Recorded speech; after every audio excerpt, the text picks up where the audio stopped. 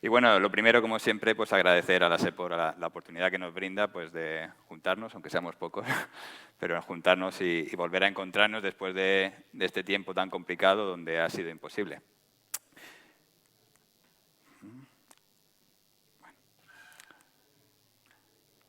Efectivamente, como decía Guillermo, la charla la hemos denominado Contribución de las líneas terminales a la robustez de nuestros cerdos, porque tengo la impresión de que es una línea en la que debemos profundizar, porque igual que en los últimos años hemos ido aprendiendo a valorar cada vez más la importancia de la robustez en las líneas maternas, y cada vez es un aspecto que se tiene más apreciación, en las líneas terminales, donde lógicamente en los programas de selección priorizan aquellos caracteres que están ligados a mejorar la rentabilidad de los cerdos de engorde, fundamentalmente, entiendo que esto no va a funcionar, pues a través de maximizar el crecimiento, crecimientos más rápidos, a través de mejor eficiencia alimenticia, mejores índices de conversión, a través de satisfacer las necesidades, lo que nos demande la industria, los mataderos, a nivel de características de calidad de canal, a nivel de características de calidad de carne, y todo eso lo tenemos muy interiorizado como fundamental en una línea terminal. Para nosotros esto no es una excepción y, lógicamente, también es prioritario en nuestros programas de mejora, como demuestra, por ejemplo, pues la evolución en nuestro núcleo de producción de machos Pietren de Zahara, aquí en España, donde bueno, pues ya ha habido una evolución de 110 gramos en el crecimiento y una mejora en la conversión de 0,24 en los últimos 5 años. Eso no es diferente, lógicamente, para nosotros. Sin embargo, entiendo que cuando queremos mejorar la eficiencia, al final la eficiencia no depende exclusivamente de esto y hay otros aspectos donde tenemos que seguir mejorando. Y uno de ellos, que es fundamental, es conseguir mejorar la proporción de animales de valor completo que somos capaces de producir. ¿A qué me refiero con un animal de valor completo? Pues fundamentalmente un animal que sea capaz de llegar al matadero, si no, no nos va a aportar mucho valor. Lo segundo, que lo haga además con el peso de comercialización que nos hayamos fijado como objetivo, es decir, que alcance esos pesos que tenemos como objetivo para entregar el animal en matadero y que además lo haga sin presentar problemas en la canal ni defectos que puedan suponer penalizaciones que hagan que el valor de ese animal se vea reducido. Y en eso juega un papel fundamental disponer de animales robustos. ¿Y a qué me refiero al final con un animal robusto? ¿A qué nos referimos con este concepto de robustez? Que la primera vez que lo oí pensé, digo, pero esta palabra existe en castellano, robustez, robusticidad, me sonaba extraña. Pero sí, efectivamente, al final es la capacidad de mantener la capacidad productiva cuando un animal se enfrenta a una situación de desafío, o bien la capacidad de recuperar la capacidad productiva previa que tenía después de haber superado ese desafío.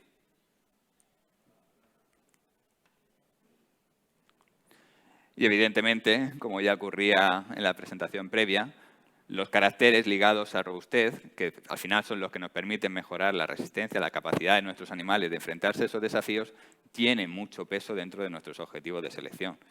En todas las líneas terminales están en torno al 25% dentro de esta famosa imagen de quesito, pues los caracteres ligados a la robustez tienen un alto peso. ¿Qué tenemos incluido dentro del concepto genérico de robustez? Pues bueno, pues al final tenemos aspectos ligados a la vitalidad, como es la capacidad de los lechones de sobrevivir hasta el destete. Es decir, al final un animal robusto comienza al nacimiento, aunque yo diría que mucho antes, de hecho. Pero ya en el nacimiento es cuando comienza la vida de un animal y ahí ya debe demostrar robustez. Y eso se nota en la calidad, a nivel de peso del lechón al nacimiento, camadas uniformes, lechones vitales.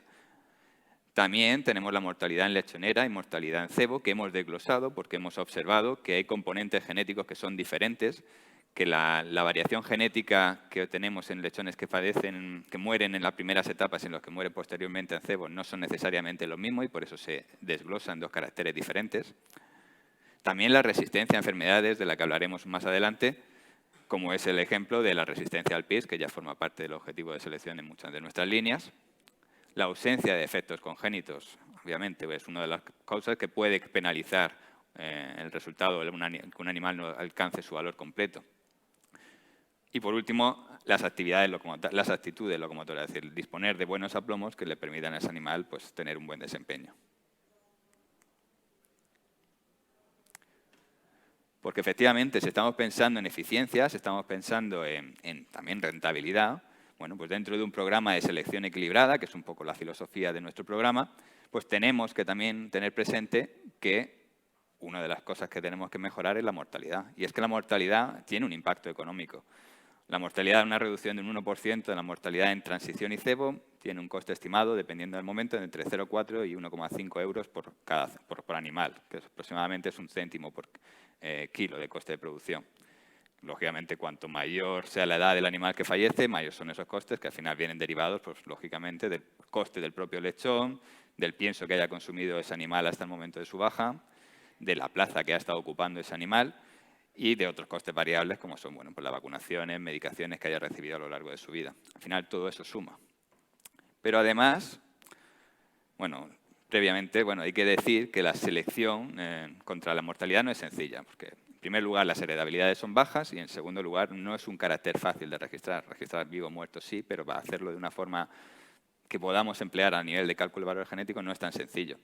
No obstante, cuando manejas una cantidad ingente de datos, cuando manejas mucho volumen de datos y además lo complementas con la información del ADN a través de programas y a través de la utilización de la genómica y además disponemos de herramientas de software sofisticados que son capaces de aprovechar toda esa información, es posible conseguir un progreso genético favorable en la reducción de la mortalidad.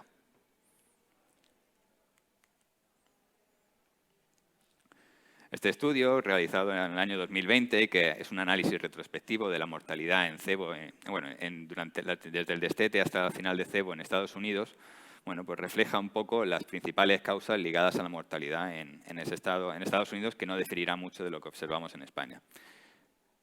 Vemos que fundamentalmente disponemos de causas de tipo infeccioso, que incluiríamos las causas digestivas, respiratorias, nerviosas. Pero además, la realidad es que la muerte suele ser una causa multietológica y está ligado a multitud de factores que están interaccionando. La causa principal es los problemas respiratorios, pero los problemas respiratorios que finalmente desencadenan o acaban finalizando en muerte, pues incluyen también aspectos de instalaciones, aspectos de manejo, aspectos ambientales. Todo está interaccionando para acabar generando, digamos, esa baja.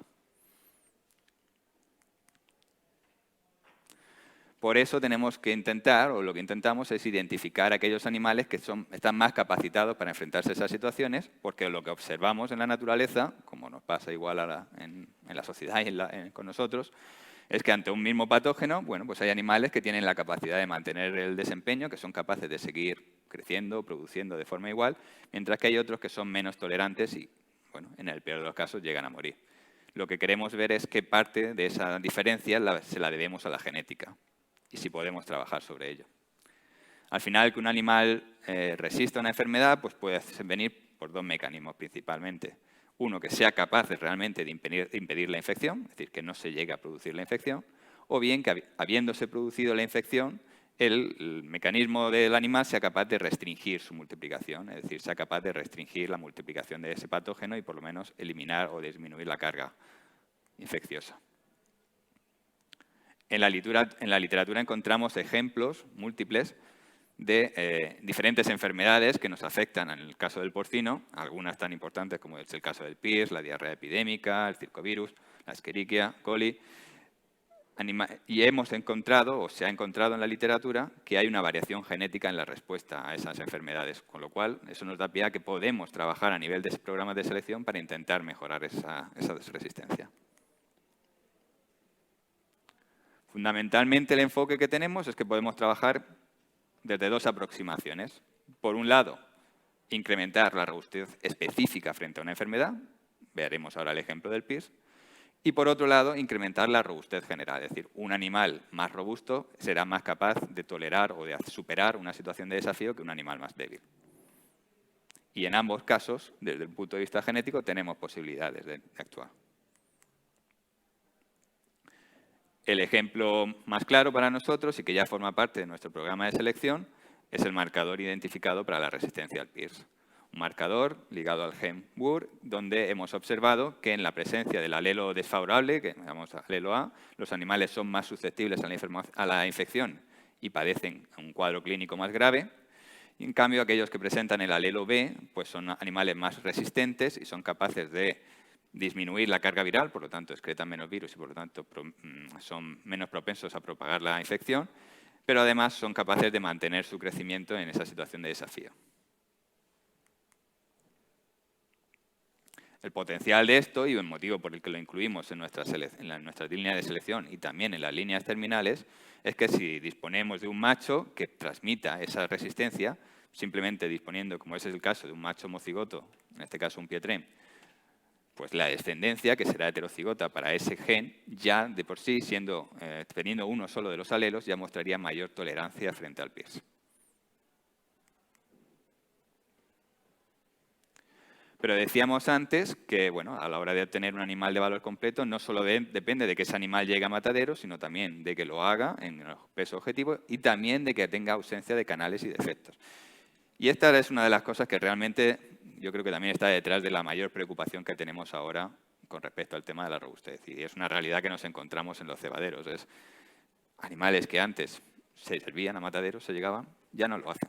Ya no están permitidos servir a determinado tipo de animales que presenten cojeras severas, no está permitido presentar animales en el matadero que presenten hernias ulceradas, es decir, cada vez son más las limitaciones que tenemos, también son lógicas, es una parte de la demanda social que tenemos, y por lo tanto cobra más importancia porque bueno, esto indirectamente lo que ha generado es la necesidad de eutanasiar más animales y por lo tanto incrementar las bajas con el coste económico que esto implica.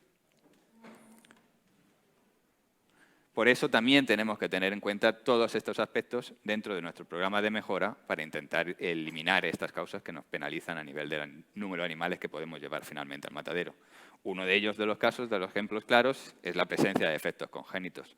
Es fundamental y es parte de nuestra tarea diaria y, como bien decía antes también Juanma, cuanta más información seamos capaces de incorporar, no solo a nivel de nuestros núcleos, sino en escalas inferiores y cada vez seamos capaces de integrar esa información, mucho mejor, porque el objetivo al final es identificar cualquier tendencia genética desfavorable en relación a cualquier presencia de defectos congénitos con el objetivo de controlarla y monitorizarla. Y eso forma parte de los programas de selección y por eso se registra de forma muy estricta en nuestros núcleos pues cualquier tipo de defecto congénito pues, con la idea de monitorizar y observar que no haya tendencias negativas.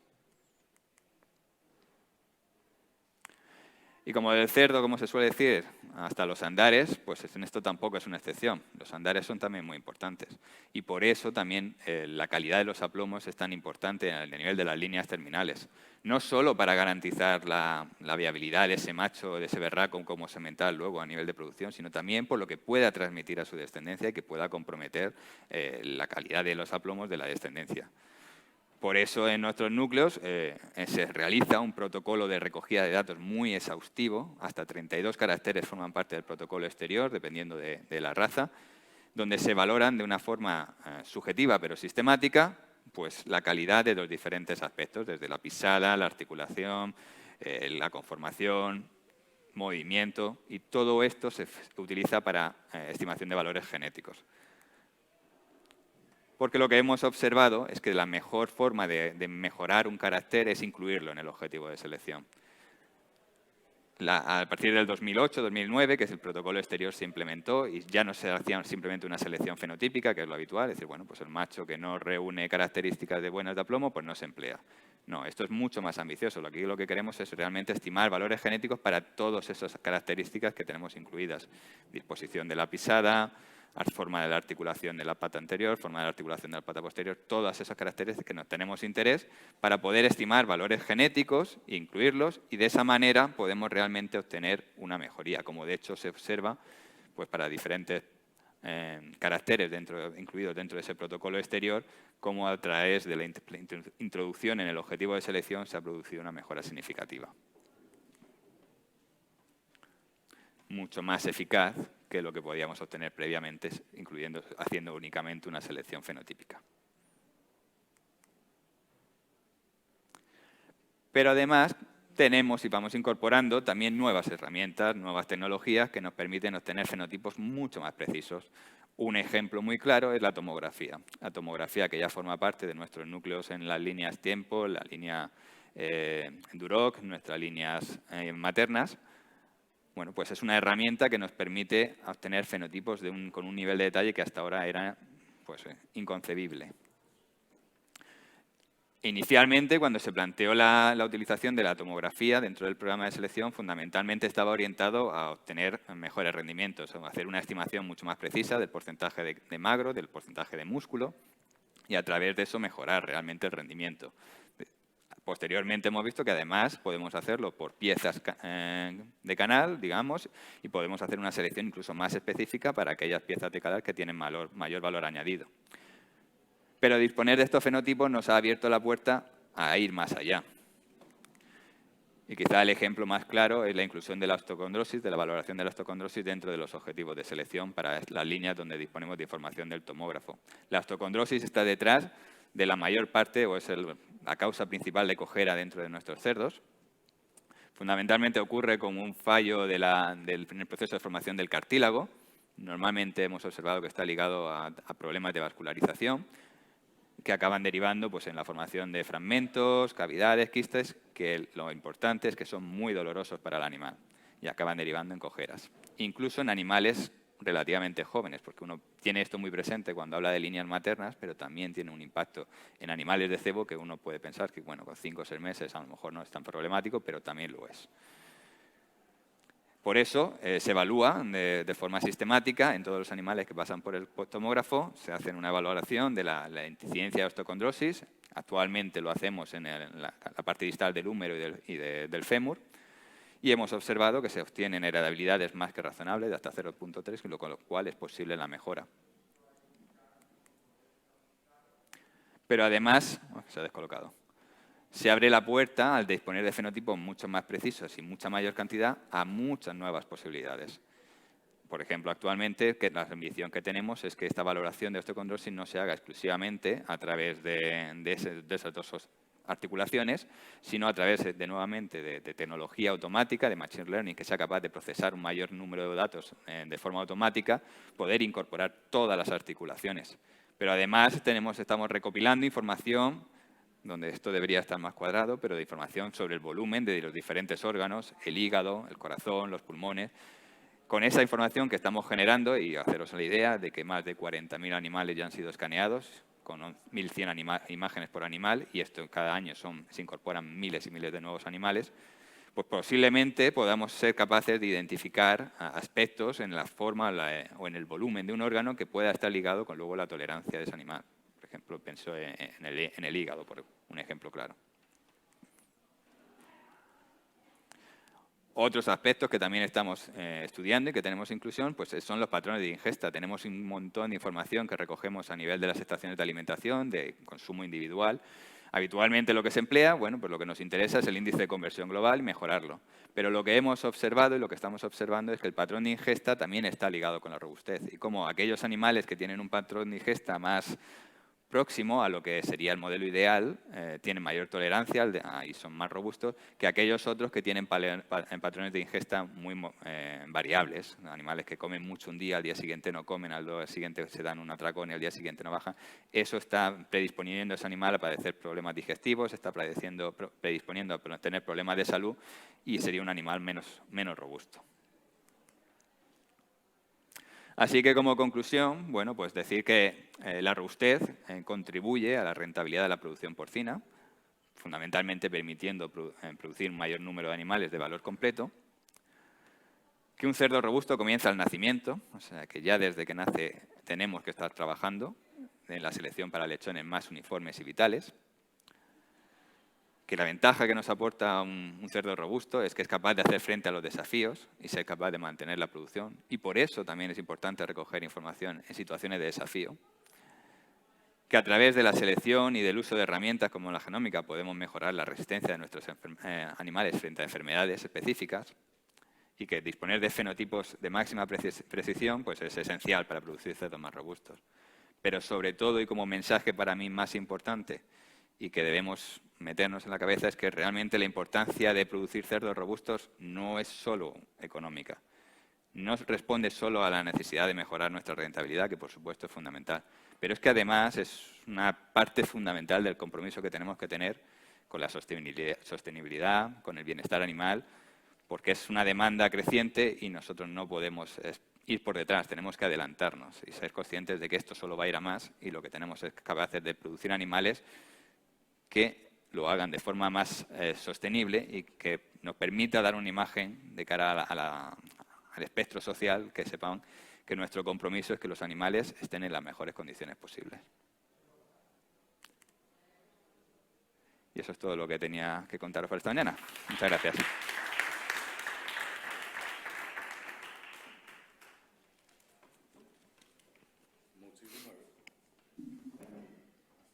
Muchísimas gracias. Joder, debo deciros que entre los tres